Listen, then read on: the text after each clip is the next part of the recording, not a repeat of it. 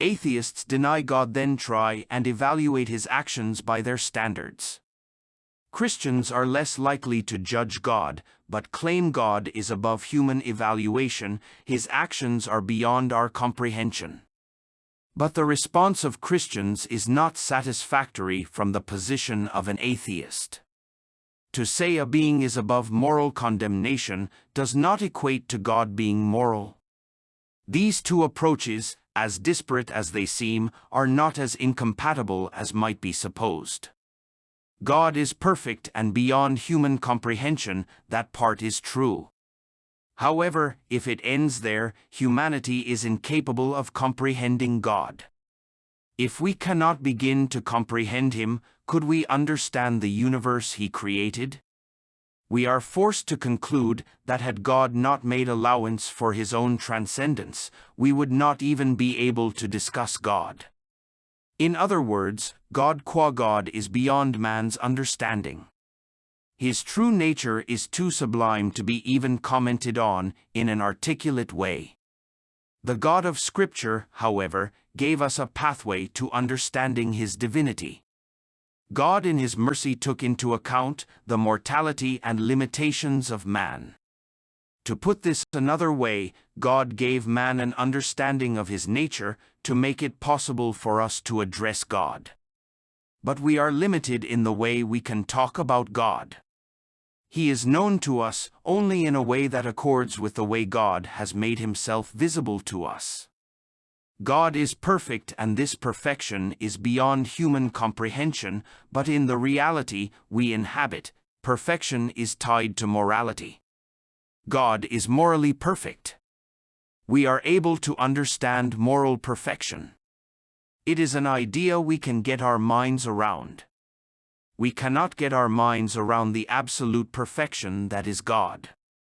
But atheists are alienated from morality and do not comprehend moral perfection. Therefore, atheists claim God is immoral. What they mean is that God does things atheists do not approve of. Of course, what God does not belong in the category of things done by man. God killing man is in no way equivalent to man killing a man. When God flooded the earth, atheists think of it as akin to putting rats in a barrel of water. But water and rats and barrels are not the reality of God. These are elements of a world created for man. This is not the reality in which God operates. God is not physical, and his world is not composed of physical articles. This same category error is seen when atheists think of God's miracles. They are not miracles in the reality of God.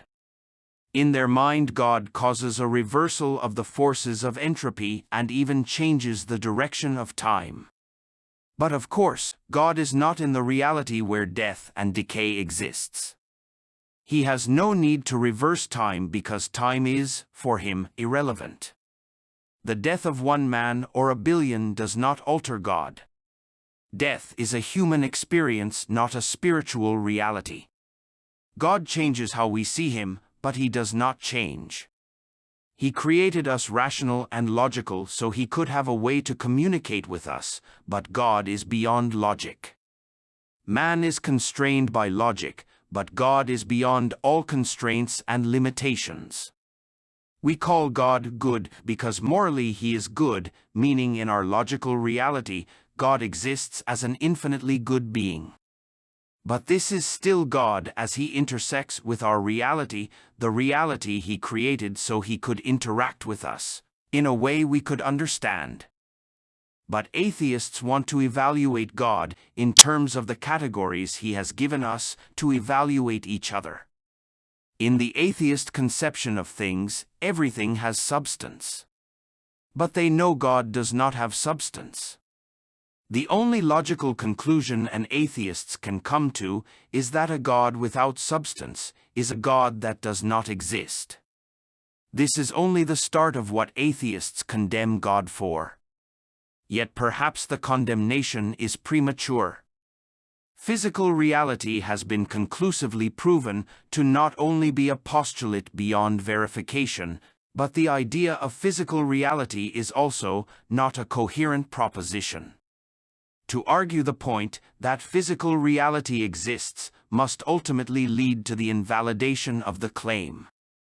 It is, in short, an incoherent proposition. To deny God exists is not logically possible or is not a philosophical sound argument. A reality without God cannot be established categorically.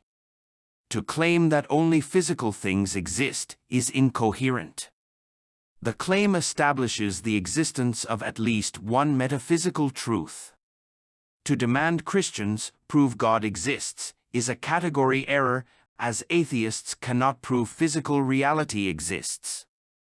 A reality without God cannot even be demonstrated to be a viable idea.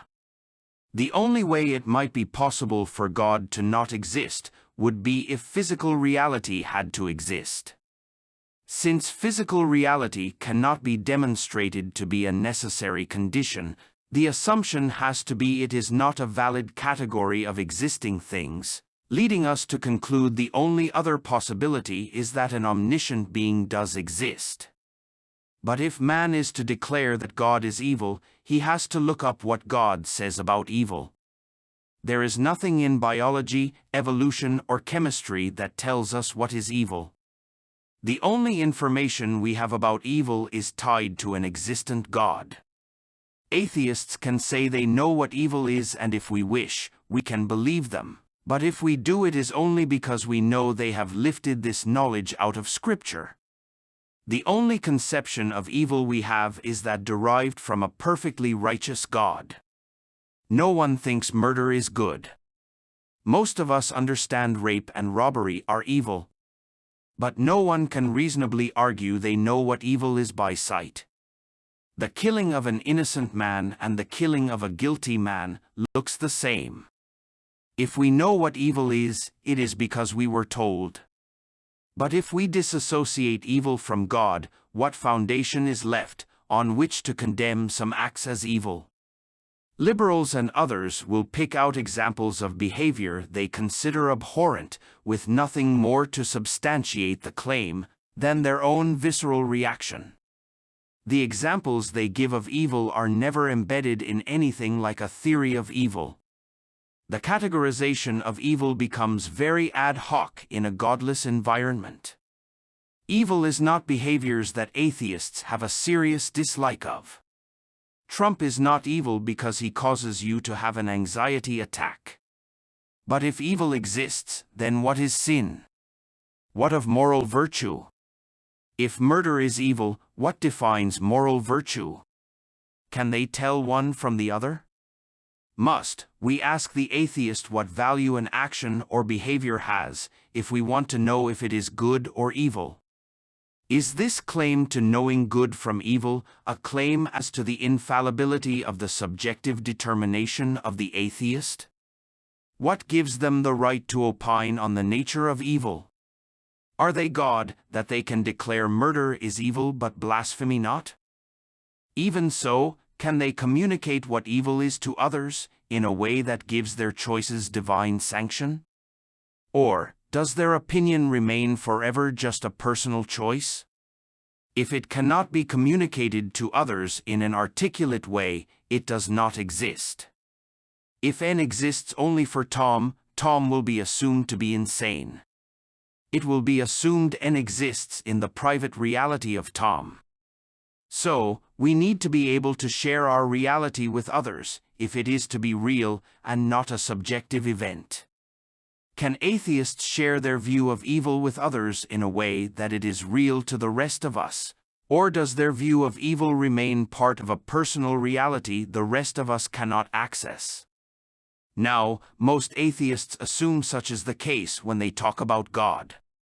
They assume God is a part of a person's personal reality, but this cannot be so, because those who believe in God have no problem communicating and sharing their experiences with others of the faith. What atheists cannot do is communicate what their reality is, other than in the most superficial of ways, to anyone else. We do not know the tree is green in an objective sense because we have no idea what green means to anyone else. The idea of confirmation, phenomenologically, is nothing more than an exercise in circular reasoning. You call the tree green, and I concur, without either of us knowing what green looks like to the other person. There is no way to confirm the impressions we have are identical, nor is there a path to creating an objective standard of green. Our reality is subjective, necessarily so, as long as we remain locked inside a reality conveyed to us through our 5 physical senses. Yet still Christians believe our awareness of God has an objective source. If God was shown to be a physical entity, his existence could no more be confirmed than the existence of a tree. For those who pander to atheists and seek to prove God exists, in a way acceptable to materialists, remember that if God could be proven to exist physically, he would be the first thing that was proven to exist in physical reality. That is, physical things are beyond evidentiary proof. For God to be evil, God would have to exist as a causative factor. If God was evil, evil would exist as something greater than God. To put this another way, if it was evil for God to kill humans, humans would have a value greater than God.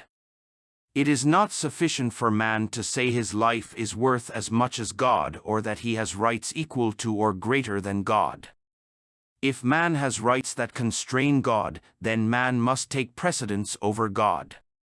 If it is wrong to kill even if one is God, there is a standard to which God is obliged to adhere to. But there is no standard greater than God. If there were, God would not be God. Therefore, God is in the position man attempts to put himself in. Man, as the judge of God, becomes the higher God. God, as the absolute author of rights, fulfills the conditions of God. Man thinks his feelings matter, and his concerns matter, but they matter only to him. He cannot impose his concerns on the natural world, and he cannot impose a sense of his own importance on God. God cannot be impacted by human concerns, or man would be greater than God. Man cannot convince the natural world that he is too important to get sick or experience hardship and ought never to have to age and die, but he will age and die and experience all sorts of misfortune regardless. Man is not greater than nature, and nature is impervious to the concerns of man. If the natural world can and does kill people, then people have no more value in nature than any other life form. As God works primarily through nature, then can God be evil because nature treats man as subject to the laws of nature? Is nature evil, or is God considered evil because there are laws of nature? But it is man that rejected the path God laid out and made himself the judge of good and evil. Death can be considered an evil, but death was not God's doing. At issue is the simple fact we cannot have our cake and eat it also. We are not God, therefore we cannot be immune from the consequences of our actions. If we were, there would be no reality. Reality is falling down if we run afoul of the laws of gravity. Sickness comes if we come into contact with disease-causing pathogens. If there were no laws of nature, there would be no nature. But we are not in Eden, and so we are subject to the laws of nature. The claim that God is evil is based on nothing more than the fact there are consequences in nature.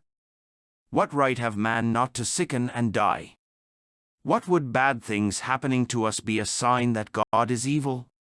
What inalienable rights have we assigned to ourselves that we would think no evil ought to befall us? But no one says nature or the laws of nature are evil.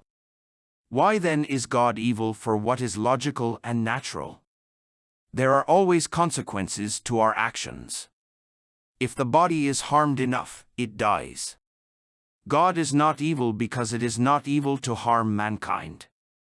If harm to man defined evil, then good would be under our control. This may be what men want, but that would make us gods. Evil is not subjective. This is the point we need to get across. If evil is a matter of listing our dislikes, we have no idea what evil is. To claim we know right from wrong is not convincing. What we know is irrelevant. We are not the standard. The rest of us cannot go to you to have you judge the right and wrong of what we are contemplating. If we did, this would make you God.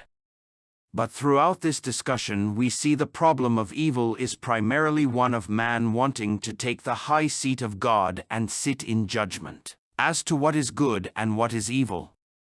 But evil is not tied to us, our likes and dislikes, or our desires or aspirations. If evil is not proven in an objective way, it does not exist apart from a subjective response to some physical event. Evil impacts others in a negative way, while sin is closer to self-harm. However, murder and violence are not categorically wrong. Context matters. At issue is if the action is destructive in an objective sense, rather than if it fulfills certain criteria.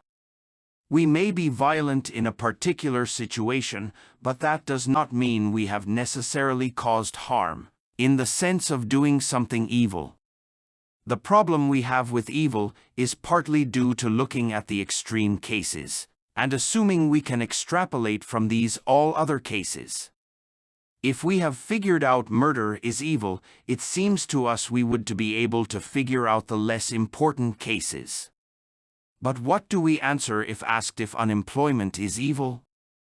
Is putting people out of work wrong when it happens to me, but good if it reduces inflation by putting my neighbors out of work?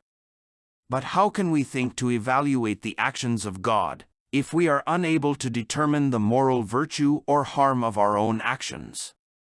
Logically, an action must help or harm. But what determines the level of help or harm? If the purpose of man is to add value to assets and create civilization, then there is a right and wrong way to do this. The wrong way reduces the value created. Civilization only happens when we have become highly adept at adding value to assets. Christians call this building the church. This is done in faith, because if we fear each other, nothing gets done. We are too busy protecting ourselves from the threat others represent. Ecumenicalism requires consolidation of the church. In the process, there has to be an increase in specialization and a reduction in duplication. This adds value to assets. This process suggests a simplification in the way we do things. The value we create through work can be issued as preferred shares. The generation of equity forms the foundation of a currency that measures the value we create. The measure of equity is a way for the church to measure progress. This accounting is also a way to evaluate the worth of what we are doing. Therefore, we can extract from the growth in the church a moral yardstick. And since, by extension, building the church is done in obedience to God, we can conclude that God cannot be equated with evil, and that in fact anything that serves to detract from the building of His church is evil. Evil is simply a destruction of value. God never destroys value, He cannot. God is the measure of value. The church represents God on earth. It is in building the church that we add value to the assets of God.